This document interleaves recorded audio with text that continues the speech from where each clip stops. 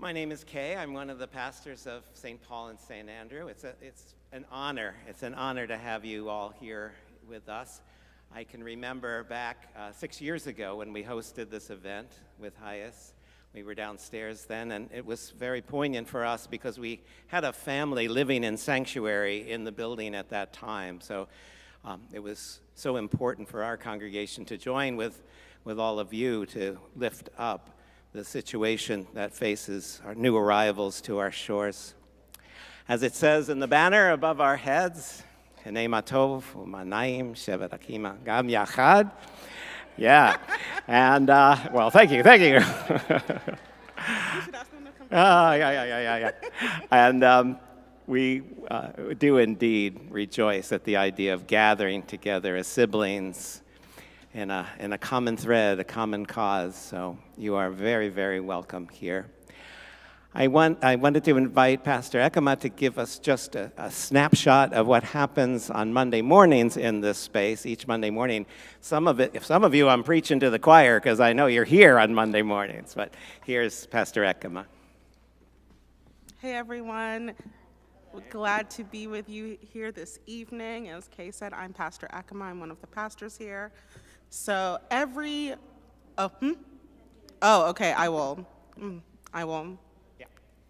project. So almost every Monday since October of 2022, we have hosted in this space a resource fair for our migrants and newly arriving New Yorkers here to the city.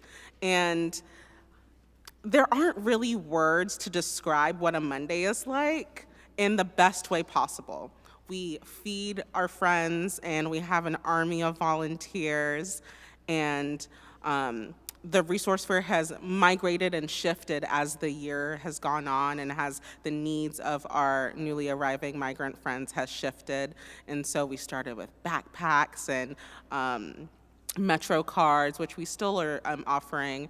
And I was joking with Kay, we've been putting together lots of strollers, and we offer clothing, and we've had our friends from the DA's office come and give some legal advice and do some workshops.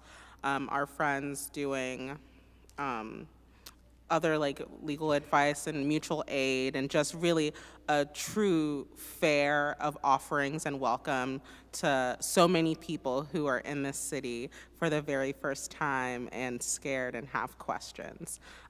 We invite you to sign up to volunteer on a Monday. We need the help. And it really is truly a feat of wonder to be able to serve in this way. Thank you, Ekema. Thank you. And now I would like to invite Judy Bass and Charlie Davidson, two of our friends who will take us into this evening. So welcome. Thank you.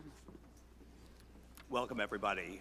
It's great to see everybody here. I'm Charlie Davidson, Judy Bass. I'm Judy Bass. We're the co-chairs of the Synagogue Coalition on the Refugee and Immigration Crisis. You know, having us all together in this space is part of the mission of the work that the coalition does. The fact that we all do wonderful work, and all of you are doing wonderful work in each of your own churches and synagogues. But when we get together and we can work as activists together, when we can volunteer together, and when we can learn together, we're all doing a much more powerful job. And it's great to see everybody here. We just wanted to do a quick bunch of thank yous. Thank you to Reverend Kay and Reverend Matthews and the whole staff here at SPSA who are doing the work on the front lines every day of the week. And that's a really great thing. And a quick shout out to our little planning committee. Thanks. The planning committee who put this together, Allison Spitz-Perry, Annette Orenstein, who's here, Meyer Zuckerbrand is here, Marjorie Beckman, Rabbi Lauren Gabriel Herman, Cantor Natasha Hirschhorn, who has wrangled the cantors together for us tonight. Cheryl Parker and her team at the Marlene Myerson JCC, and a special thanks to Kiana Davis from BJ, who herded us all together and got this all together. I thank you so much. One quick note, we talk a lot about volunteer stuff. There's a sheet of volunteer opportunities, but it's filled with links and things. So if you would like to get that electronically, just sign up on the little sign-up sheet there, and I'll send it out to you in the next couple of days. Judy. Okay, and I also want to thank the synagogues and other organizations who are co-hosting this event, which include Anshe Chesed, B'nai Jeshurun, Congregation Beit Simchat Torah, Congregation Road of Shalom, the Interfaith Center of New York, the Marlene Meyerson JCC, Romamu, SAJ, the Shul of New York, St. Paul and St. Andrew, and West End Synagogue. Okay. So for those of you who don't know us, the Synagogue Coalition is made up of 29 synagogues and 10 not-for-profit organizations, including HIAS, the Marlene Meyerson JCC, the Interfaith Center, the New York Jewish Agenda, and others. We work together on direct service, advocacy, and education.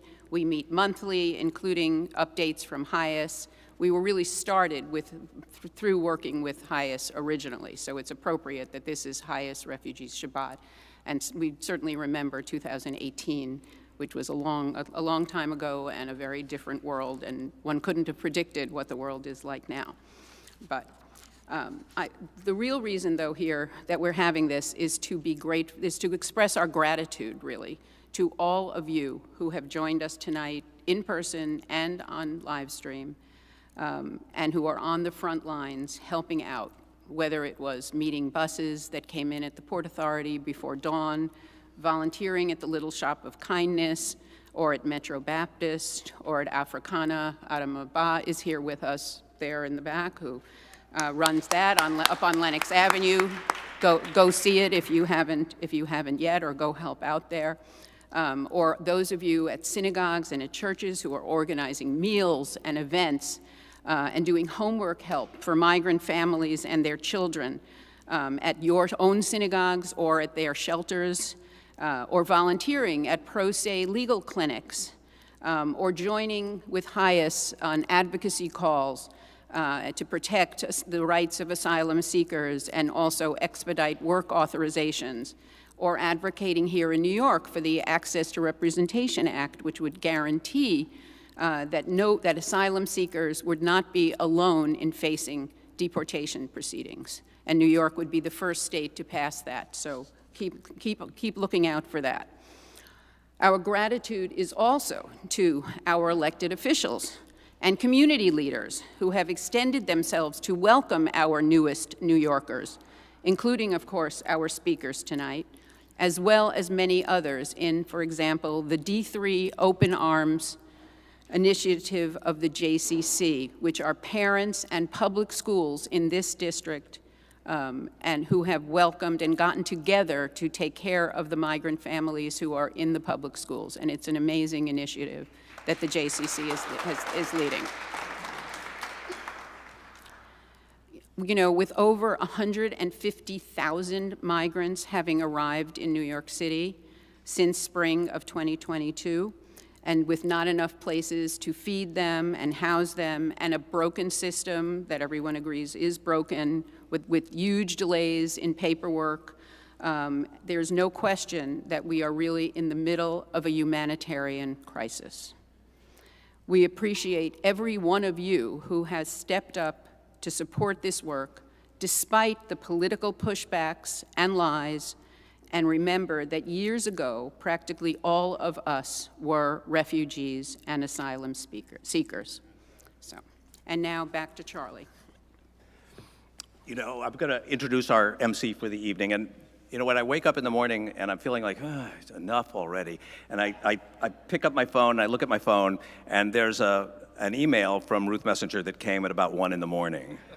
Or when I read the paper, and I think, you know, this is just awful. I look at the quote of Ruth's that's next to my computer that says that despair is not a strategy.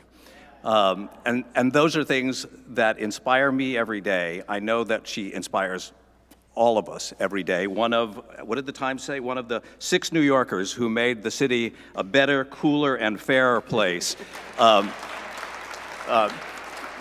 like to introduce Ruth Messinger, former Manhattan Borough President, President of American Jewish World Service, and our host for the evening. Thanks.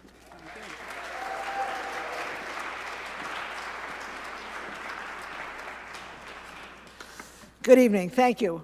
So, first of all, here's a secret. When I was first elected to represent any of you, I think half of you weren't yet alive, but when I was elected to the school board on the West Side in 1975, I discovered that the best job on a board was to be the secretary, because you could put in the minutes not only what did happen, but what didn't happen that you thought should have happened. And I'm telling you that because I feel the same way about being an MC. I can stand up and introduce people and, move things around as I wish. So like Judy and Charlie, I'm going to start with some of my own thank yous. First of all, a huge thank you to Kay and St. Paul and St. Andrews for everything they do and for these Miracle Mondays, which you need to come and see. Thank you. And then I'm going to add, because those of you who are maybe, if there are any of you new to this space right here, and you think you're sitting in a church pew, which of course you are, these pews are all on wheels. And I was here literally 4 hours ago for a gigantic bar mitzvah luncheon with 20 tables, and we moved from our synagogue here because it was a big bar mitzvah and we didn't have space, and it was catered here and it was beautiful, and now those tables are gone and you're sitting in the pews. So thank you, St. Paul and St. Andrews, for your space as well as your work. And a second thank you to the Synagogue Coalition. You heard the formal description by Judy and Charlie. As you can imagine, nothing that is entirely sprung up from the ground works unless it has extraordinary volunteer leadership, and they are the leaders, and they are just amazing. And they get more synagogues and more not-for-profit organizations every time we meet, and they spread information that doesn't make the newspapers. Events like this, clothing drives, Metro card drives. Please, if you didn't bring Metro cards tonight, find a time to bring them here to St. Paul and St. Andrew and drop them off. Metro cards with filled. Okay, and I want to do a special shout out and ask for a round of applause for Adama Ba. Adama, stand up.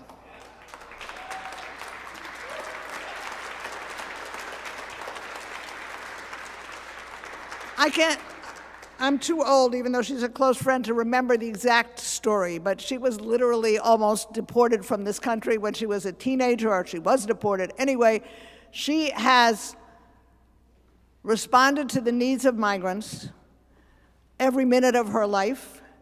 She was at Port Authority every single day welcoming people, and she and Power Malu are the only people in New York, and I mean this, more than the government, who know when people are coming in and from where, and who arrange to meet them. And Adama has been, I singled her out tonight for two reasons. One is, those of you who are looking for a place to volunteer, instead of St. Paul and St. Andrews, can go to Adama's Africana, which is at 145th Street in West Harlem, where she can give you work to do on any given day. She has a stream of not only people needing help who are immigrants, but people needing help from her neighborhood. Oh my God, he's there too. Power, stand up. Thank you, Judy. Power Malu, stand up. See, these people are my friends and they sneak in. Anyway, Power does this work at Metro Baptist Church with Candace Braun, and they are the people who know when, I'm not kidding, they know when everyone's coming in. They meet everyone, and I really wanted to make a point, besides going to volunteer with them, Adama has been spearheading recently in every single one of our conversations with the city, the point that we have immigrants coming in from all over, and that while we are all, at least a group like this, quite attuned to the people coming in from across our southern border, many of them Venezuelans, there are a huge number of migrants, black male migrants coming in from Mauritania, Senegal, other countries in West Africa, and Adama not only knows them, but has regularly pointed out to the city that to the extent that it's possible, they are getting less good treatment than the South Americans. So we have racism built into our bad services as well. Anyway, I just want you to be aware of her and her work and Power's work. Okay, so this is a Havdalah service. You'll get the cantors later. Marks the end of Shabbat, as it were, and coming back into the week. And since I'm up here and I'm not a rabbi, I get to mention that the portion that we read this morning, called Yitro, can be says lots of things, but I'm going to tell you the one that fits most with what we're doing here. And that is the moment when Moses meets his future father-in-law, Jethro, and says, I want you to see what a great job we're doing, moving people, through the wilderness, going toward the promised land. And Jethro takes a look and says, oh my God, this is the worst thing I've ever seen. Now, you don't want your future father-in-law to say that to you, but Moses says, what do you mean? And Jethro says, you cannot do it alone. No leader can do it alone. And the reason that I cite that is because we need the help of every single one of you. You may want to pick up on the advocacy suggestions that are on the sheet that Charlie and Judy talked about. You may want to come and volunteer. You may want to join the new effort to create another pro se legal clinic on the west side. There's lots going on. But as much as we want the city government to do more and to do better, they cannot do it alone. And this is a huge effort, and it needs all of you. Okay. 4 points about where we are now with immigration. The first one makes me anxious. I know it makes my elected official colleagues anxious. Immigration is going to be a major issue in every single 2024 election, and it's not necessarily going to go well unless we start doing a better job of addressing it. That's one point. The second point is immigration is fed badly right now by people who have access to a microphone and are saying destructive things about immigrants. I'm going to refrain from mentioning anyone's name. I'm standing in a nice church at a religious observance, but negative comments about immigrants are wrong, and they're destructive and divisive, and they separate out immigrants from the rest of us, when the fact is, as Judy and Charlie said to you, we are all immigrants. Point three, which is really part of what we're talking about tonight, is the response. Let's be clear. The city has been hit with a big new responsibility, 170,000 people, a right to shelter law, a lot of money required to provide shelter. But the city's response is so focused on the problem that they cannot engage in serious work on long-term solutions. They should be able to, but they cannot and they have not, and that makes the problem worse at every turn.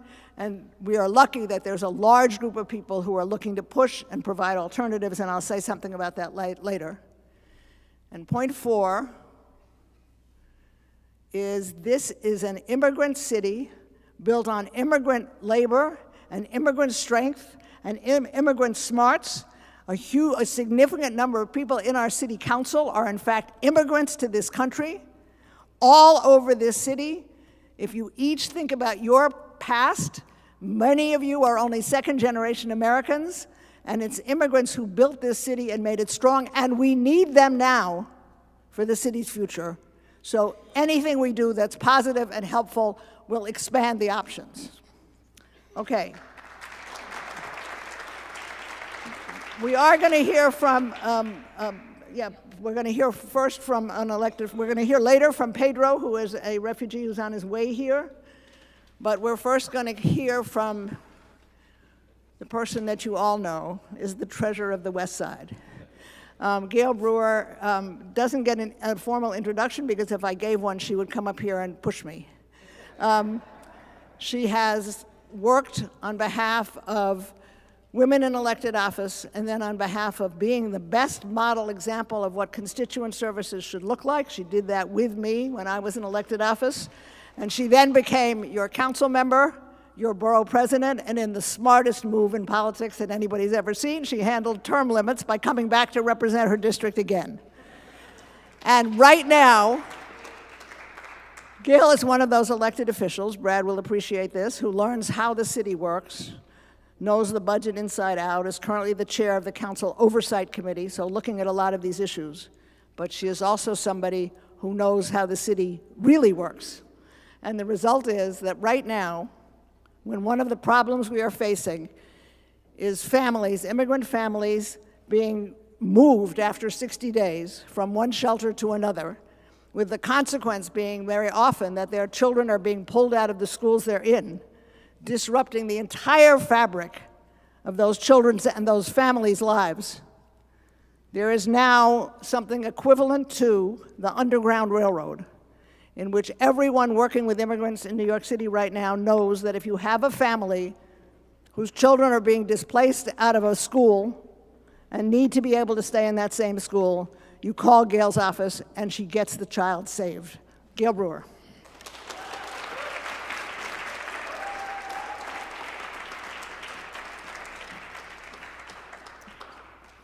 I just want to be clear that I was recently honored by City and State. They're always honoring everybody, so it's not a big deal. But for those over 50, and I'm way over 50, but when you have to write your bio, what I basically said was, I learned everything I know from Ruth Messinger. They put that into the bio, and that's true. I do want to talk for a minute about the children and the schools, because many of you here are helping, and I want to say thank you. But I think the first thing that bothered me the most after this 30, 60-day ridiculousness was, do not take the kids out of the public schools. And I mean, it made my blood boil. I don't usually get upset about things, others do. I'm one of these pretty calm policy, but this made me livid. So I have to give the Department of Education credit, and I think I see Naveed over there. Naveed Hassan, stand up, Naveed. He's a parent who has worked endlessly. He's also on the PEP, which is the Citywide Board of Education. But the issue is the Department of Education deserves a lot of credit working with parents and working with the D3 Open Arms and any amazing parents on the West Side who have gathered, because the kids did two things. They added to the population of the school because they were underpopulated. And these young people bring money to the school. So it's not just that they are welcoming, they are bringing funding, because when temporary housing student goes into a school, they bring money. Second, they're helping the dual language. West Side schools are like, oh, we don't have any Spanish speakers. Guess what? Now you got tons of them, and you got the dual language programs being very successful, not to mention the French programs. So there's a lot of aspects that these kids have added to. There's one at the Center School. I love this story. It's a wonderful school on the Upper West Side. They have one migrant student. Many schools have 100, 150. And this Department of Education is paying an Arabic-speaking teacher for this student. So that's the kind of work that's going on. So, Mr. Mayor, do not take those kids out of these schools. And I say that over and over again. So yes, we make sure they don't get taken out. The second, just all the amazing things. I want to thank this list is amazing. The Synagogue Coalition list of advocacy volunteer opportunities is phenomenal. That's so helpful. I'll circulate it in our newsletter. You all have to get our newsletter. We have an excellent newsletter. You need to sign up for it. But we'll put it in there as an example of what you can do.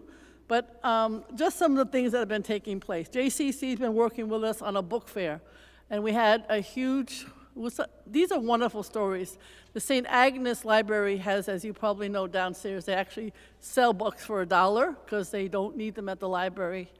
And the woman who's a volunteer there for 1 year, she saved every Spanish-speaking book that came in as a donation and then gave it to us and JCC for the book fair. So we had a huge array, and many of the migrant families came and got Spanish books. That's the kind of neighborhood thing that has been going on very quietly for these families. I also just want to mention, in terms of the hotels, what we've been doing, as you have, we happen to have an amazing social worker on our staff. She's been going to about 6 or 7 hotels on the West Side. The way it works is, if you're a Department of Housing, Brad knows this, DHS. If you're Department of Homeless Services, DHS hotel, it's usually run by a nonprofit, and you can get in. You can go meet with the families. We've done Valentine's Day events. We've done Mother's Day events. But if you're health and hospitals, they have their advantages. They won't let you in. They have their own staff. I know Brad tried to get in the other day to find out about the heat, and he had to call somebody to get in. I heard the whole story, Brad. So they won't let you in. As a whole, they just feel you're trouble, you're not going to add to the families, etc. So you have to negotiate to figure out how you can help these families sometimes, like finding somebody on the staff who will tell you what is or isn't going on. I think this is crazy, but that's what goes on. In addition, and Ruth will probably share this, now that many of the individuals have working papers, we have to figure out how in the world does the city help them get jobs, because they have working papers. It took this mayor, 1 year to get started getting people working papers when they, many cases, had the opportunity to have working papers. So we're way behind the 8 ball, and now we're behind the 8 ball because we should be helping people to get working papers. I know that Project Russo's been helping, and I want to say Rutgers Church. Rutgers Church is not on the list, but they have an amazing, with legal aid attorneys and volunteers, they too have amazing workshops, how to get working papers, how to get asylum. All of this going on in our neighborhood. So I just want to say thank you. The one other issue I want to mention, oversight and investigations. I hate DocGo. Brad hates DocGo too. And this is the large for-profit. They do healthcare. They don't do casework. They don't do figuring out how to get the buses. They definitely don't do food. And yet that's what they've been doing for $463 million. I saw today's paper that the mayor's found another company to come in and do food. So my question, Brad's question, are you also paying DocGo at the same time? So this is the kind of oversight that we're trying to do, because to me, the food contracts, the casework contracts should have gone to nonprofits in the city of New York. They could do this work. You don't need an outside company with lovely shareholders who want to make a lot of money. You need the nonprofits in the city to be doing this work. So I feel very strongly about that, and we will continue to fight. So thank you very much. I look forward to the evening, and I have to say from the bottom of my heart, thank you for what you're doing. And my little part will be no child is going to lose their school opportunity. They're going to stay in Manhattan to get it. Thank you very much.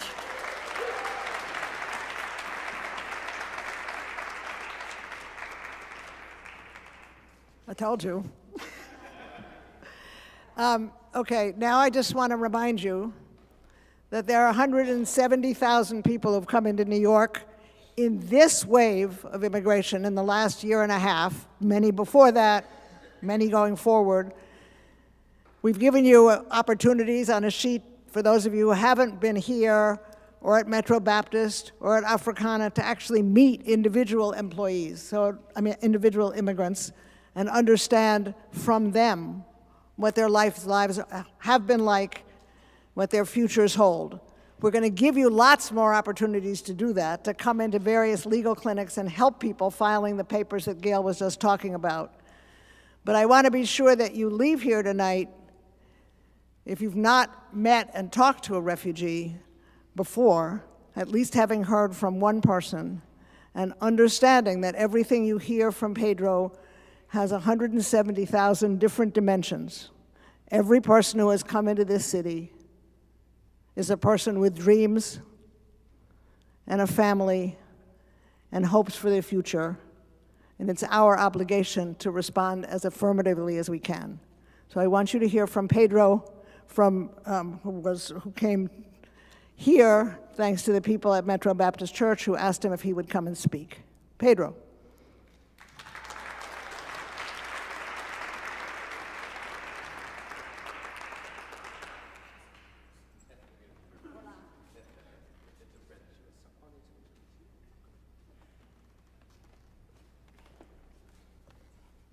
Hi.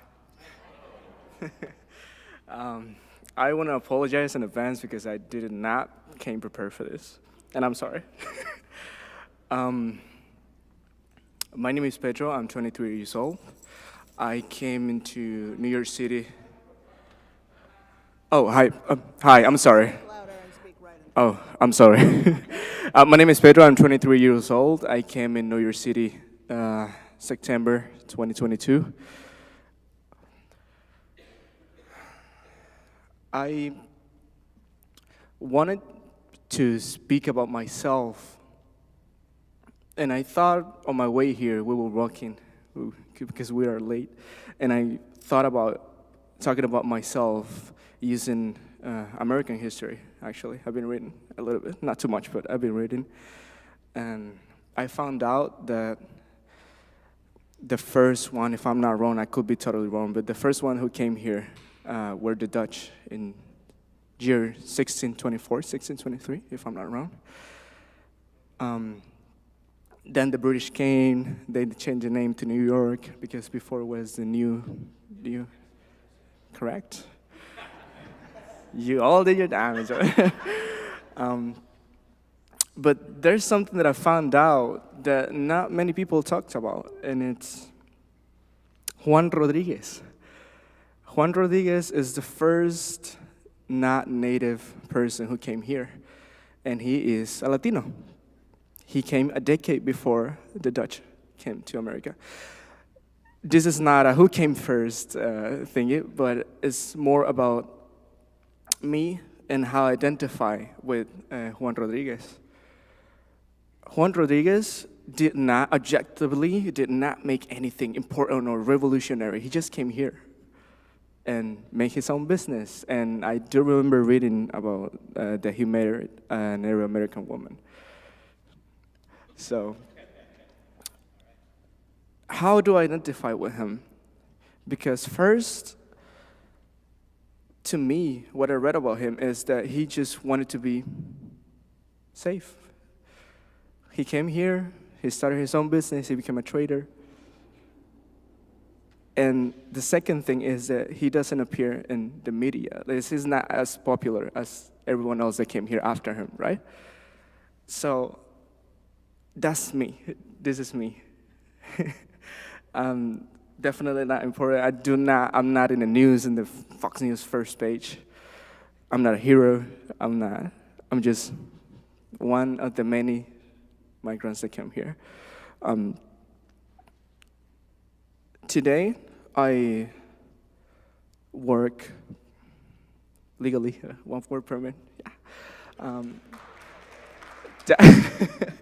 I work as a community coordinator at Project Rousseau, and I'm happy to give back to my community. And in the future, I want to give back not only to Latin Americans, but anyone who needs help. I just want to say thank you for everyone who opened your arms to me and everyone else that is coming today. And why did I bring all this Juan Rodriguez stuff, right? It doesn't make sense, but I've seen that it's been quite in the spotlight, all the bad things that is happening with migrants. They're saying that we're destroying the city and all that stuff. And I'm like, you're not seeing the other side of the story, right? While you see one person doing bad things, there's thousands of others. They're doing great things, and they're not appearing anywhere. They're not in the news. They're on the streets. They're the people that you interact with every day. The people who delivers you food, the people who serves you as a waiter. Maybe the food that you tried, it's made by one of these people. So I want you to keep that in mind. With migrants, newcomers. As for myself, since I came here, I found out that this city is beautiful, diverse. This city is great because of its people, because of you, because of us. All the people that came before, all the people that are coming now, and all the people that will come in the future. I hope in my heart that we welcome them. Well, me, myself, I will welcome them with open arms, just like you guys did to me. And I'm very grateful for this. I don't know if anything else that I should be saying. Thank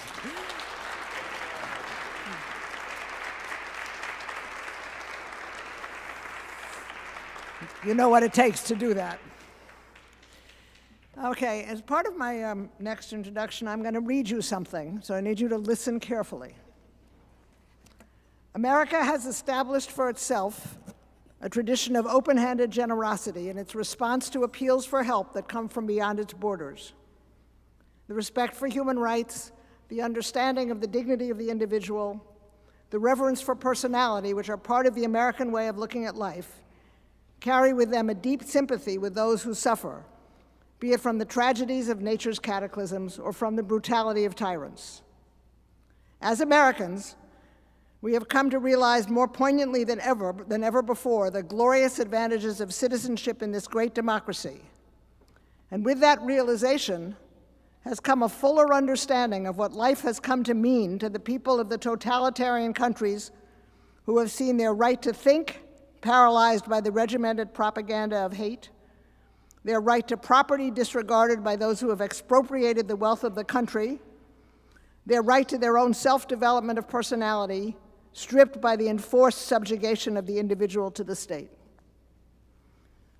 Those words were written and delivered on NBC radio in 1939 by my grandfather.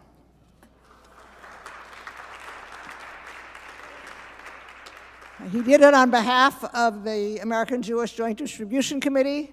We have been trying to welcome people and understand their experiences for a very long time. And one of the ways in which we have done that is with welcoming organizations, of which the preeminent one in this country, in my judgment, is HIAS, the Hebrew Immigrant Aid Society. HIAS also, you know, I was the head of American Jewish World Service, and as the head of organizations doing interesting work, you always want to figure out, you know, what's the way to tell people call it the elevator speech, the logo, the brand, what's the fastest way to tell people what you do. So during my tenure at American Jewish World Service, I cried with jealousy because HIAS came up with the single smartest statement I have ever heard by any organization. HIAS's statement of its purpose is, we welcomed people because they were Jews. And now we welcome people because we are Jews. Can't do better than that.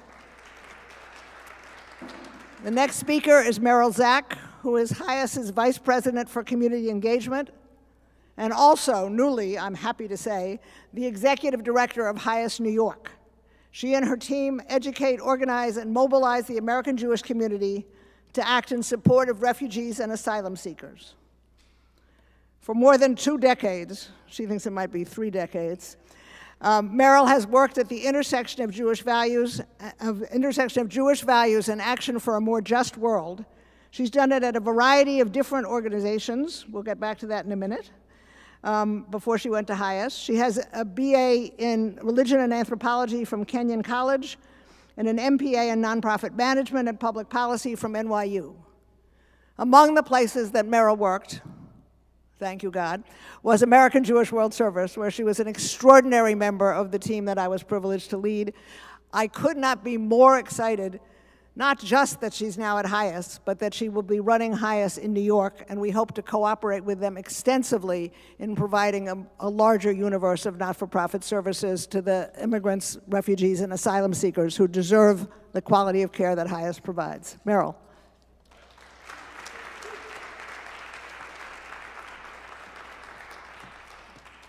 I just want to say hi, everybody. I just want to say that, first of all, I crossed furiously out half the things I was going to say because Ruth already said them. And then Gail also said what I was going to say, which is that Ruth taught me everything that I know. So I'm done. Thank you. It's great to be here. No, I'm just kidding. I am so honored to be here with all of you at this Refugee Shabbat Interfaith Havdalah service. And I want to say that I have been a fan of the Synagogue Coalition, which my team, fortunately or unfortunately, calls SCRIC. This doesn't roll off the tongue, but it is the acronym. Since its founding in 2016, I remember coming to, I think, one of the very, very first meetings. And I marvel constantly at how it has grown and evolved into like a truly New York City homegrown Jewish movement for those who are forcibly displaced. This is an interfaith program tonight. We are in a church. We are gathered here with SPSA, I was going to say the whole word, but then I heard the acronym, and with the Interfaith Center of New York, and with Africana, and with folks from the Metro Baptist Church, and with so many synagogues and Jewish organizations. And it makes me even more proud to be a New Yorker and a Jew who is part of this movement. Because Jewish history and Jewish text and Jewish lived experience and Jewish values all guide the Jewish community to know that our liberation is bound up with the liberation of others. Ruth already spoke about the Parsha of this week, Yitro, but I'll just underscore that it teaches us that essentially we are really lost if we do not recognize and embrace the deep understanding that there is wisdom, that the text says, among the nations. We need each other, all of us, in order to pursue and achieve justice. So as Ruth said, I work at HIAS, and I'm just gonna say this part, even though I'm gonna guess that 3/4 of the room knows HIAS, beyond what Ruth just said. But we are, in fact, a Jewish humanitarian organization that has helped refugees and other forcibly displaced people for well over a century. We were founded right here on the Lower East Side of this great immigrant city, New York City, by Eastern European Jews who had come here and saw that other Jews coming here were not getting the services that they need. They weren't getting enough, and so they provided help. They were landing here having fled pogroms. And for more than a century, HIAS exclusively supported Jewish refugees because Jews were an enormous percentage of the world's refugees. And we did that helping Jews from Eastern Europe before, during, and after the Holocaust, helping Jews from the Middle East, from Northern Africa, from Cuba, from the former Soviet Union. Today, HIAS continues to support refugees, asylum seekers, and all forcibly displaced people to find safety and to begin the hard work of rebuilding their lives, as Pedro is giving us an example of, trying to do right now, with dignity that they deserve. We all deserve that. And we do this work with all people who have shared the plight that Jews have of seeking safety, security, and welcome. We apply our expertise gained from all of these years of helping Jews universally. And I'll also just say, most Jewish organizations, when faced with the prospect of closing, don't. But I am happy to say that I think HIAS continues to offer needed services. In a sobering note, I want to sort of zoom out before we come back to New York and say that when I started working at HIAS after I left AJWS, it was in the year 2015, and HIAS worked in 9 countries at that time. We now are in more than 20 countries, and we add new countries every year. And when an organization like HIAS grows, it's not a good thing. We don't want us to grow, right? We are growing because the global refugee crisis is of epic proportions. There are now more than, well, as of the end of 2023, the UN reported that there were more than 114 million displaced people across the globe. So the need is profound. In Europe, in Latin America, in the Caribbean, in Africa, and in the Middle East, HIAS provides mental health and trauma care, legal services, social services, economic integration support, and more to millions of people living in refugee camps and in urban settings. In the US, we are one of the 10 agencies that partners with the US government to run our country's formal resettlement program, and that includes traditional resettlement through local resettlement partners. Most of HIAS's partners are currently Jewish family service agencies, and also through private sponsorship, which is something new over the last couple of years. We also, in New York, very germane to why we are here and what we're talking about tonight, we provide legal representation to asylum seekers through our team of attorneys, our robust pro bono and partnerships network, and our social service caseworkers. So HIAS has been doing this work in New York City since the 1890s. And we are in the process now, because we are a global organization, and mighty though it is, this is one city in one state in one of the 20+ countries that we work in. But it is our founding location. It is our home. And we are now in the process of strengthening our collective capacity across all of HIAS's New York City-based functions, which include our legal and direct service work, but also our advocacy and our community engagement work, to join with the Synagogue Coalition and all the other groups who are already incredibly hard at work, as we've already heard about tonight, to serve the thousands upon thousands of asylum seekers like Pedro and others who are constantly, unfortunately, referenced as one giant clump of humanity, right? Every time I turn on the TV, I hear about the New York City migrant crisis. But the migrant crisis, while a crisis in terms of services and in terms of the root causes for why people flee, is made up of individual people, right? And we know that. So as Ruth mentioned, I was recently asked by our CEO to take on a second portfolio. It's a carve-out of my 100% of my time, so I think we know what that means. It's a second job, which I was very happy to take at HIAS, of being the executive director of our New York work. And in that capacity, my colleagues and I are deeply committed to bringing more of HIAS's resources to bear here in the city, in partnership with so many of the incredibly forceful organizations represented here, including the D3 Open Arms Coalition, including Congregation Beit Simchat Torah's ARC Immigration Clinic, and all of the other pro se clinics that are coming up now. We are so proud to be able to do that.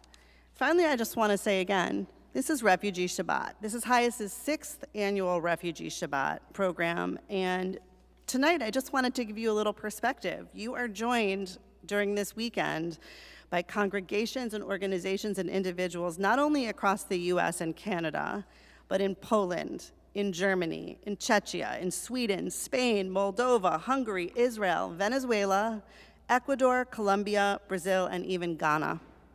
The New York City movement for refugees is part of a larger global interfaith movement for refugees, and there is power here. There is potential for change.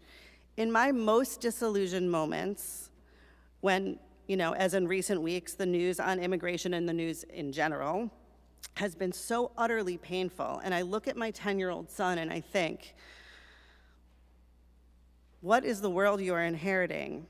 I think about this global movement and I feel hope, and I really mean that. I truly feel hope by all of you and by all of the people in every city around the country and across all of these countries who are volunteering and speaking up and voting.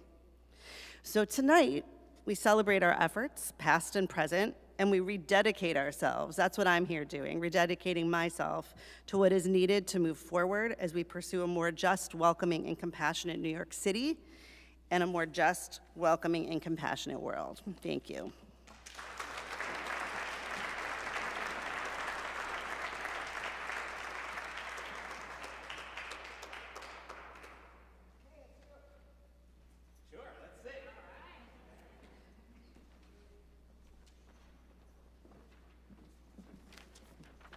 All right. Thank you, Merrill. We feel inspired, and when I feel inspired, I feel like singing, and so do you. So you will find in your materials that you picked up on your way in a song that I learned just this week, and you're going to learn in the next 5 minutes. It's called Common Thread. So if you look at your song sheet, and we are going to do our best to bring it and join in. It's catchy. Join in as you can and as you will.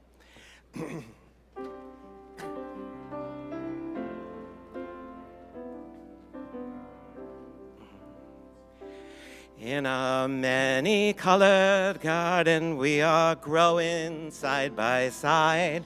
We will rise all together. We will rise. With the sun and rain upon us, not a row shall be denied. We will rise all together. We will rise. We will rise like the ocean. We will rise like the sun. We will rise all together. We will rise. In our many-colored fabrics, made from strands of common thread, we will rise all together. We will rise.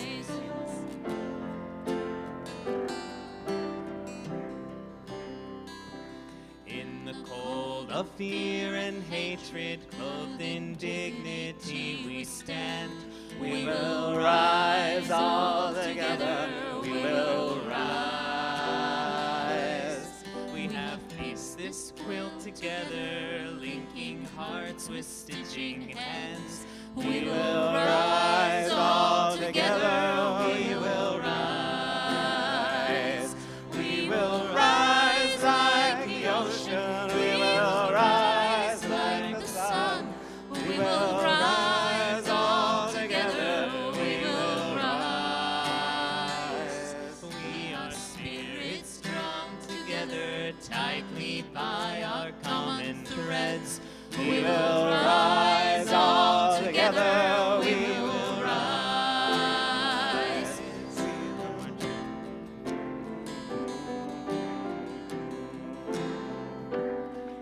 From our children to our elders from all nations, we will rise. We will rise all together. We will rise.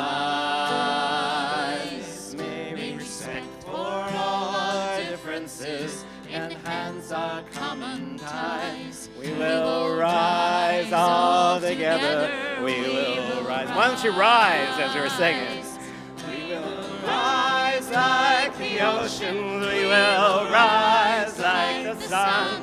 We will rise all together. We will rise. We will build our global family strengthened by our common thread. We will rise all together. We will rise. We will rise all together. We will rise.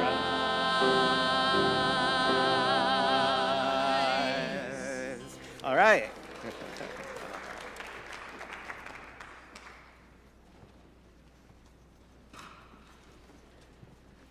Thank you, Kay. Thank you. That was fantastic. And thank all of you. You know when to stand up and get to work. It's my pleasure now to introduce Brad Lander, who is a close friend, an active player in the immediate and longer-term questions about how we will meet this particular New York City challenge. Brad is the controller of the city of New York.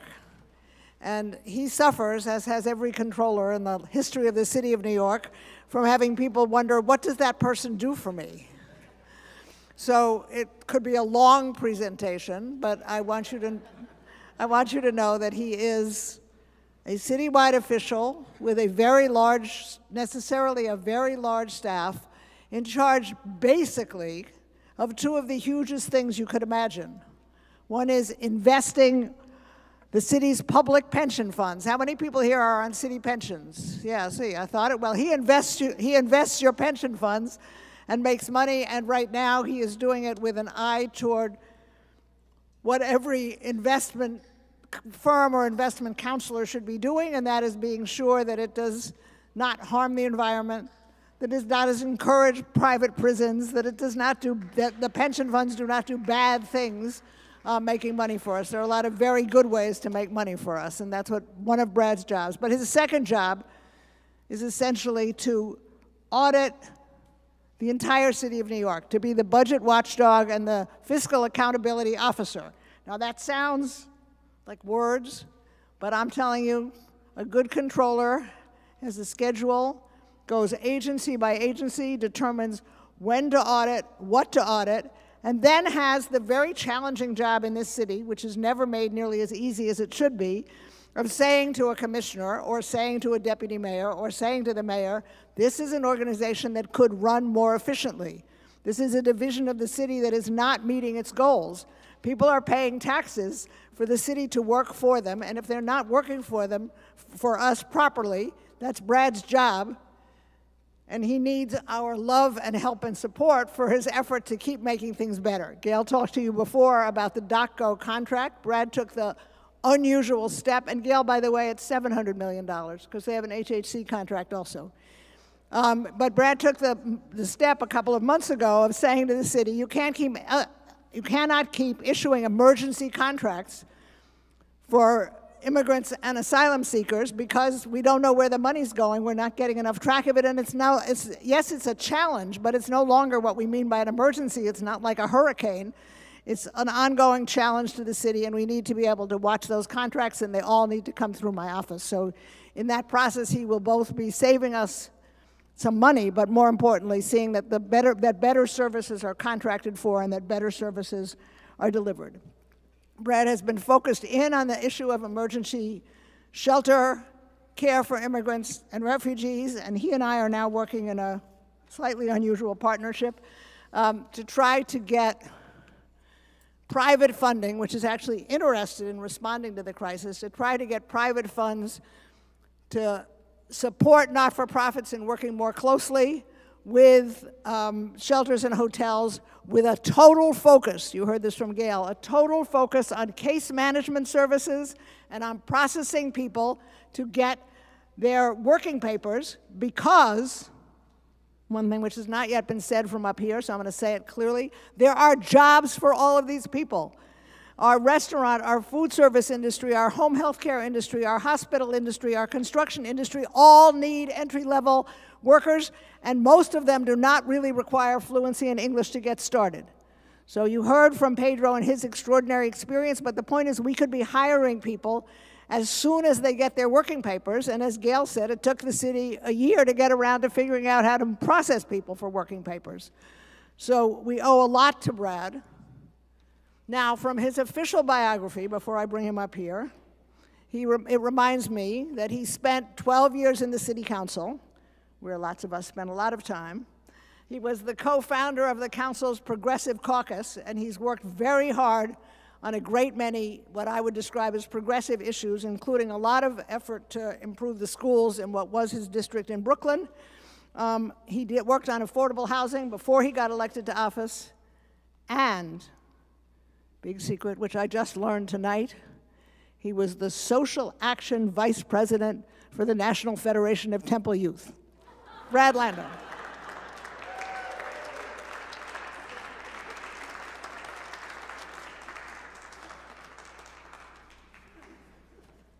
That one doesn't usually get included in the bio. Shavua Tov. It's really humbling to be here. What an honor to hear all the places around the planet where Refugee Shabbat is being observed, to be here at the Church of St. Paul, St. Andrew, to be reminded of just the remarkable work the Synagogue Coalition is doing. Thank you, Judy and Charlie and all the volunteers and all the synagogues, to be with Adama and Power and all the work that's going on the ground. Judy, what HIAS, Merrill, what HIAS is doing here is really incredible, and I just feel like blessed as a Jewish New Yorker to be like in that tradition. And then like Merrill and Gail, I also have the great blessing of learning an enormous amount from Ruth. Before I decided to run for city council, so this is now, 15 years ago when I was an affordable housing activist and community developer thinking about running for city council, I went to see Ruth and I was like, could you do some good there? And she was like, well, yes, but only if you did it like this. And basically it was like, do it like Gail is doing it. And I took her advice as much as I possibly could. So I'm really, just feel a lot of blessing to be here. When I was the National Social Action Vice President of NIFTY, we did a lot of Havdalah services like tonight. And one thing that was often in the liturgy was this song that began, Livracha v'lo liklala. It's a prayer that says, for blessing and not for curse, for abundance and not for desperation, for life and not for death. And I've been thinking about that in the context of Refugee Shabbat and what we're doing here in New York, because as Merrill and Ruth said, unfortunately, there are a lot of people trying to tell us that the folks who are coming here are a curse, when we know for sure they are and can be a blessing.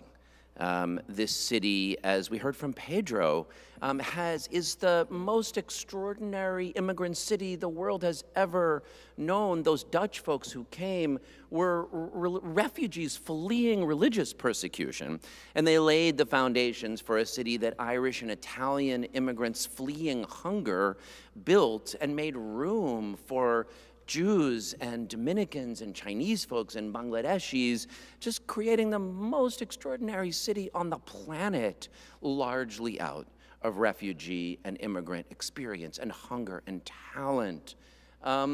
And we're so lucky to inherit it and live in it. And where on earth would you want to live more than the place where the people so hungry for their kids' future, that walk across half a continent to get here want to be. That is a blessing and not a curse. And in the Comptroller's office, we try to bring numbers to things, as Ruth said. So we recently put out a whole kind of bunch of statistics in a report titled Facts, Not Fear. Let's just try to go through what you hear about what's going on with asylum seekers and what's really going on. Because you hear, okay, we've got 150,000 people. You don't hear, we lost 400,000 people during the pandemic. And so when Ruth says there's all these jobs that need doing, like growth is how a city thrives. Asylum seekers and immigrants, they don't take jobs from other New Yorkers. They help the economy actually grow. They start businesses. You can see this over and over again. And this is not even, I mean, this is a significant challenge for the city to rise to, but it's nowhere near the peak of immigration that our own city has already seen. With way less resources than we have now, this city saw many more immigrants come during the era of Ellis Island. So take a look at Facts Not Fear on our website. I think it'll help as you talk to others about what's going on. Comptroller.nyc.gov. I know everyone has that right on their lists. Couple other things we're doing in the Comptroller's office. Gail mentioned a few of them because we've been doing them in partnership with her and the Oversight Committee and the Council.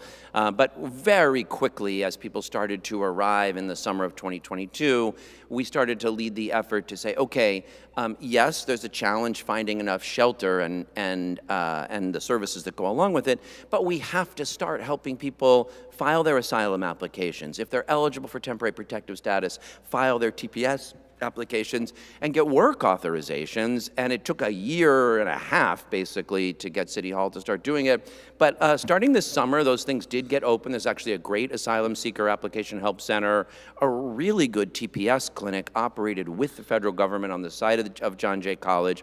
So now thousands of people have status and work authorization. So now the challenge is pushing, as Ruth was saying, to make sure folks get the case management and workforce development and support to move into those jobs. And we're putting a lot of energy into that, pushing for more public resources as well as some of those private resources to make that happen.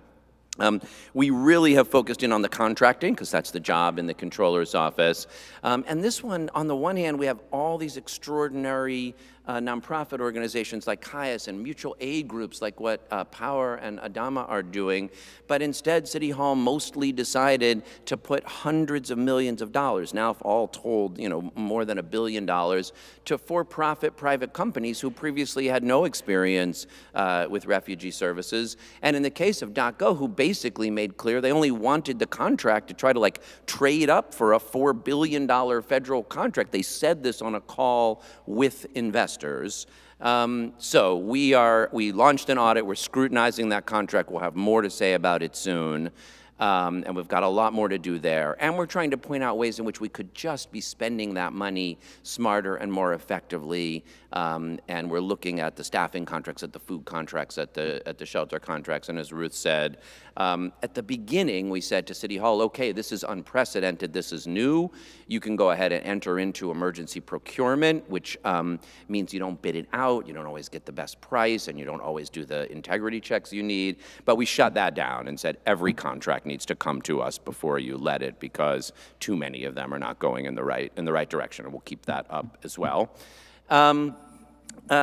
We have also been, you heard a lot from Gail about the horrors of this 30 and 60-day rule. And let's be clear, that didn't have to happen. We've got a right to shelter in the city.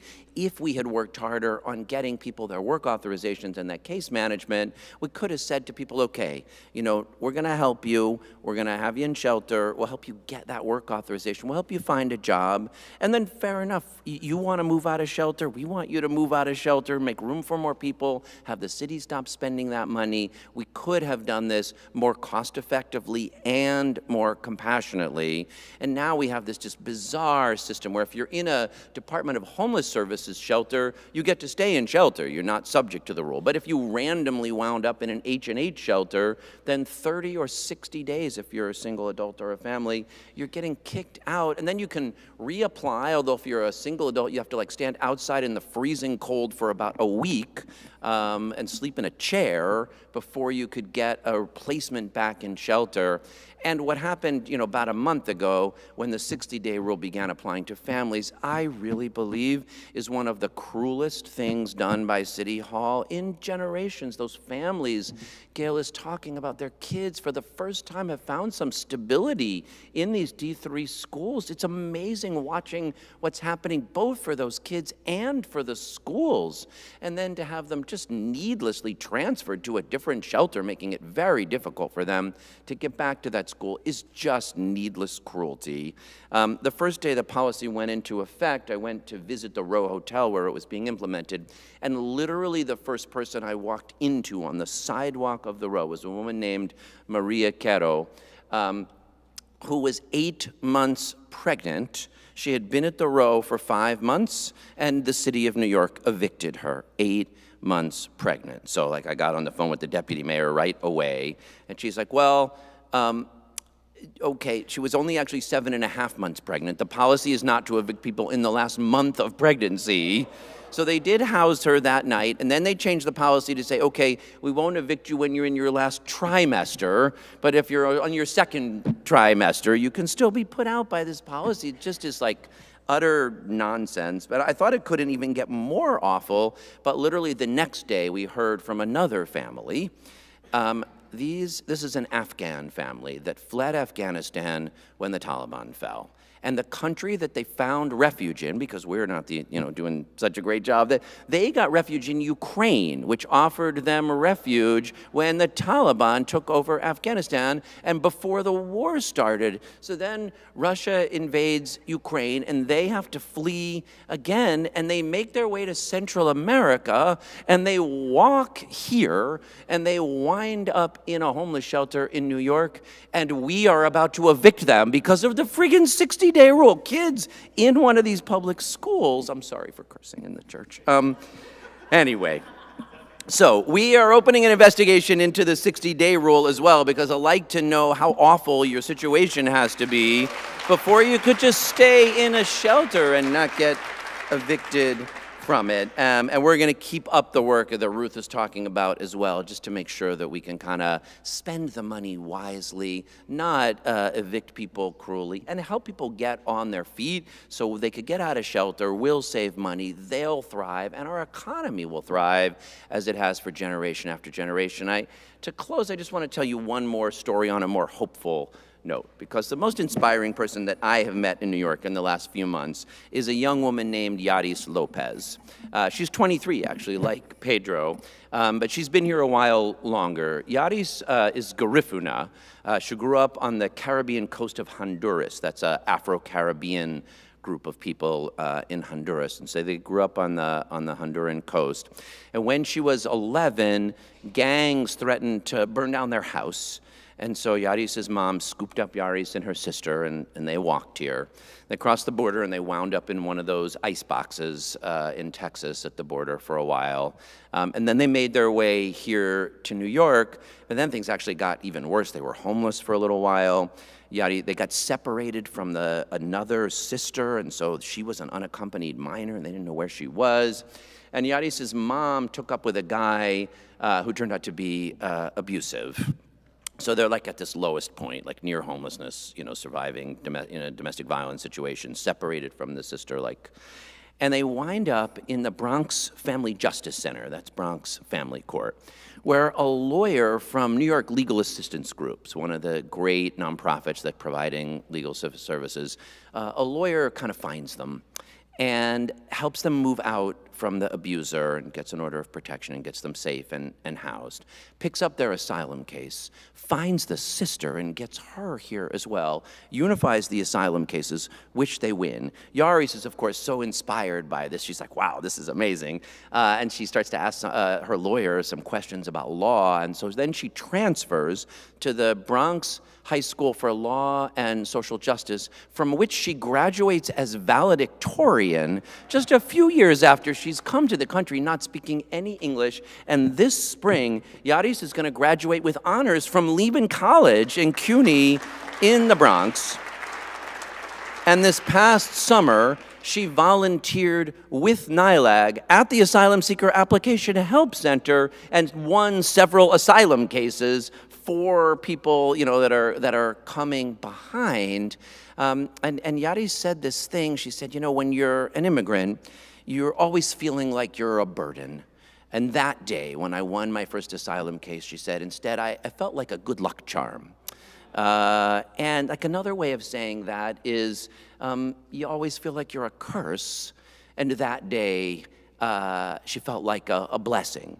And, you know, there were a lot of curses along that path, the gangs and the ice boxes and domestic violence and homelessness.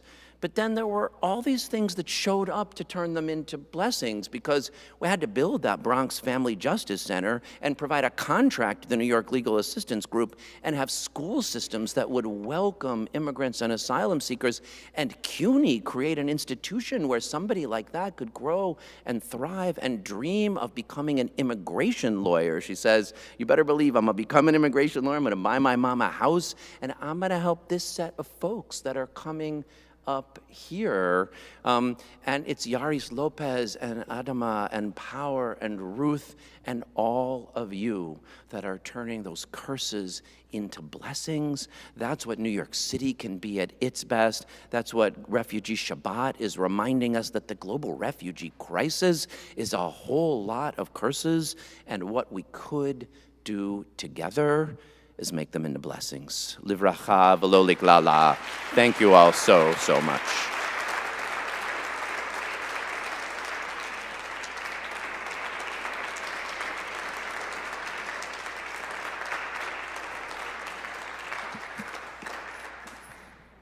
You're hearing some wonderful stories. If you hang around later at the end and talk to Power and Adama and other people, you'll hear even more wonderful stories. Talk to Pedro, and I want you to keep hearing those stories about Yaris and other people, because I want you to understand that we are talking about individuals. We're about near the end of the speaking program and into the last piece of music for Havdalah. We were going to have a closing prayer from a colleague of mine whom some of you know, the Reverend Chloe Breyer, who is the executive director of the Interfaith Center of New York. I'm very proud to be on that board. They are working very closely on all of these issues. Chloe couldn't make it tonight, and she has sent somebody that several of us, including the Synagogue Coalition, have come to think is like a magic worker. His name is Brennan Brink. He's a third-year Master of Divinity student at Union Theological, but he works for us at the Interfaith Center as the migrant shelter and immigration consultant, which means that he does everything that needs to be done, backs up SCRIC, is helping us put together the not-for-profit application, finding houses of worship, community-based organizations, and larger social service organizations like HIAS that are willing to partner with us to make a difference. Oh, it's the West Side. So to do a closing prayer or statement from Chloe and from himself, the wonderful Brennan Brink. One thing, just come up. But this is Brad's report that he talked about. You can get it from the Comptroller's Office website. Literally, here's your charge, download it, read the 4 pages, pick any 2 citations with numbers, and go around and start talking to your friends about how you are yourself a 2nd or 3rd generation American, and did they know that? Because every fact here is something that the people you're talking to pretend isn't true.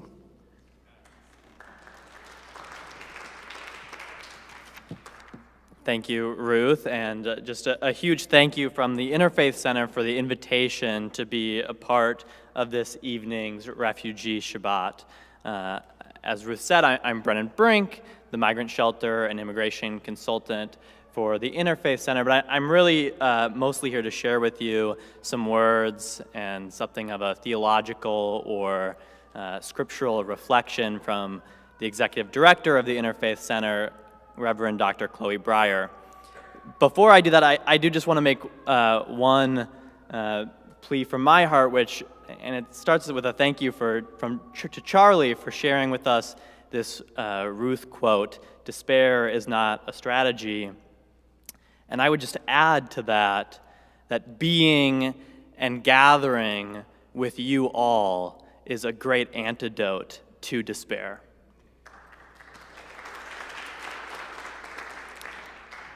And here are Chloe's words. So, in the 26 years that the Interfaith Center of New York has been supporting faith leaders from grassroots and immigrant backgrounds and their communities, perhaps no moment has challenged and inspired us as much as the last year and a half. The human-made political crisis we are facing that has brought so many people who have endured so much to our city so quickly has been used at times to divide New Yorkers against one another and to divide our city against other parts of the country. With fear-mongering rhetoric and political polarization, we seem in danger of forgetting our own story is an immigrant story. Hateful, partisan, and xenophobic voices want us to forget that much of what makes New York is because of the people who have come here from other places and started new lives for themselves and their communities. But the story isn't over yet. As we read at the end of the book of Genesis, when Joseph encounters his brothers who have committed great evil against him and chooses to forgive, why, his brothers wonder, why does he offer them the second chance? So Joseph says to them, by way of an explanation, "Do not be afraid. Even though you intended to do harm to me, God intended it for the good. That which was intended for evil, God has transformed for good." I'm going to say that one more time. That which was intended for evil, God has transformed for good. If anyone is going to take this manufactured crisis we are currently experiencing and turn it into a gift for the future of our city, it is houses of worship. Houses of worship like this one, as well as other community-based organizations. I'm thinking of B'nai Jeshurun, Judson Memorial Church, Artists, Athletes, and Activists, Metro Baptist Church, Muslim Community Center, Jamiatu and Sarudim, Rodef Shalom. I could keep going.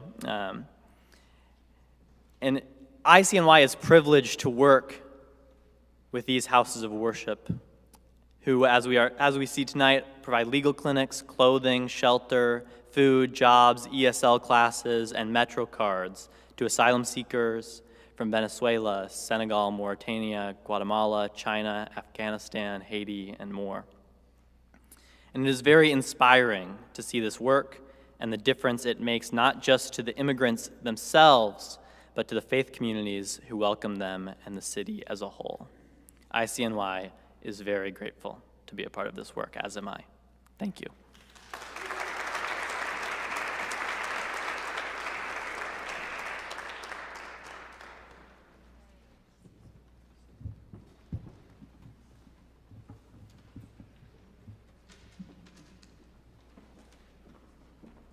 We're about to transition to the Havdalah service, the evening Saturday night transition from the day of rest to the week of action.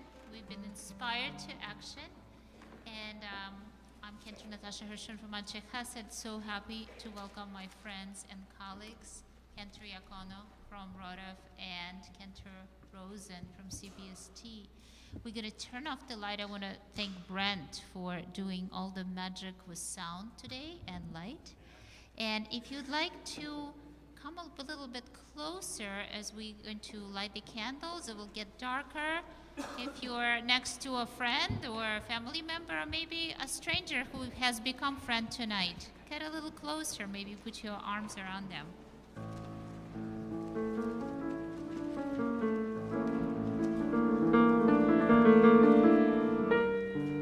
So, I begin.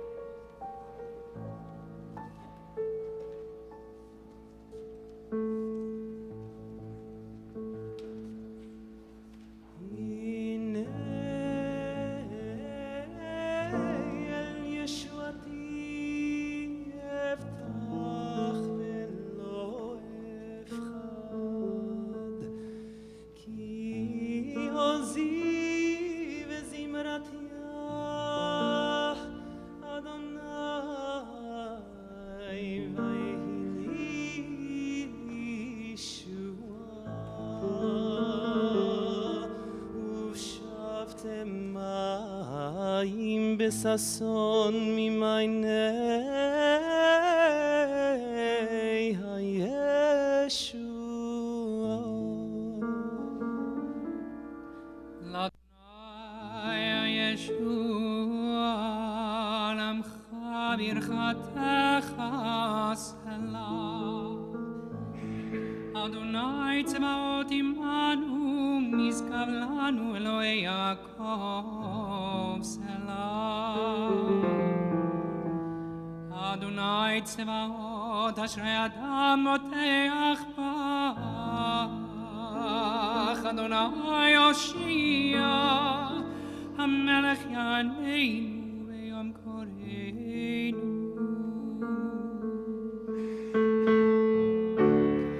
ליהודים הייתה אורה ושמחה וששון ועיקר כן תהיה לנו כוס ישועות אשאו בשם אדוני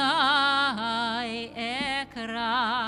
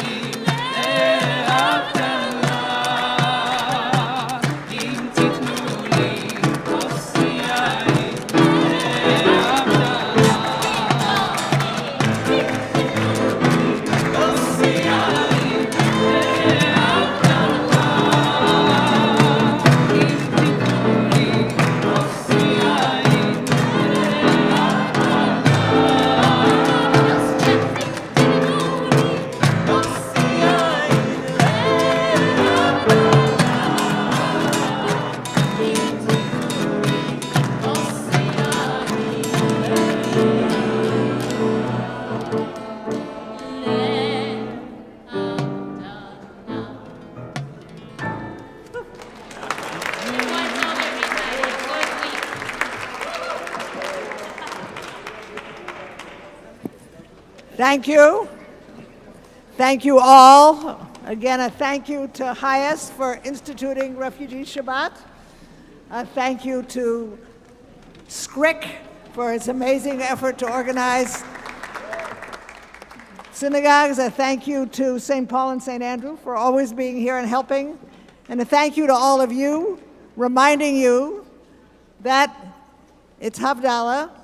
For the Jews here, the week starts tomorrow. For the Christians or Muslims here, you might have another day of worship.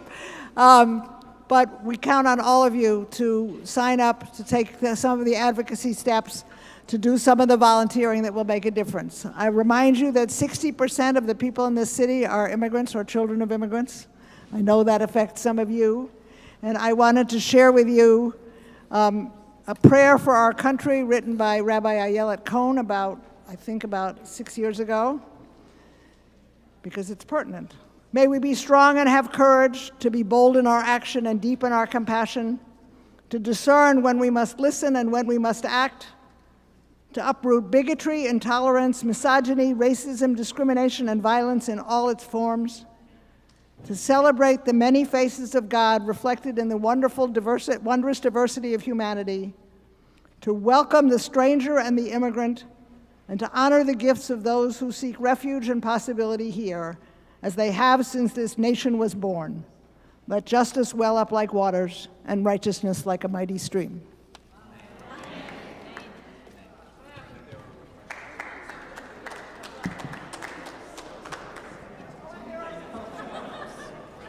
The most important thing is there are refreshments in the back.